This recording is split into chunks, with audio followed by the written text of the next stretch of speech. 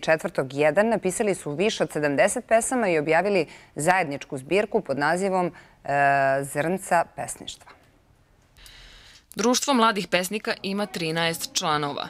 Prve stihove napisali su u 2. razredu kada se i rodila ideja da osnuju radionicu. Rodila se jednog dana Rika. Nije htela da ide u more.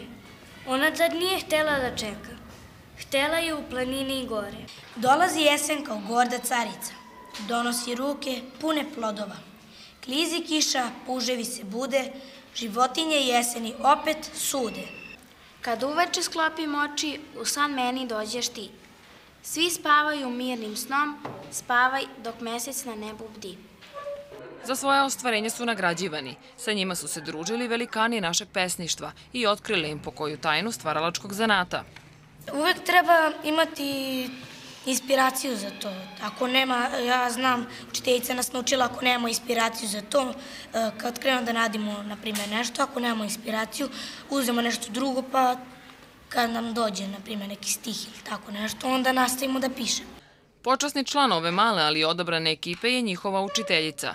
Ona je prepoznala talenat, naučila ih prvim rimama i da jedni drugima budu podrška. Iako se sada rastaju, nastavit će zajedno da stvaraju pesme.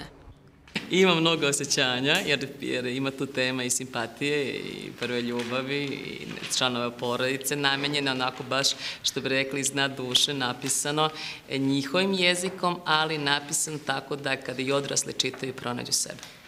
Više od 70 pesama nalazi se u njihovoj prvoj zbirci, za koju je učiteljica osmislila naziv Zrnca pesništva. I legende će nastupiti u centru Sava 19. juna na humanitarnom koncertu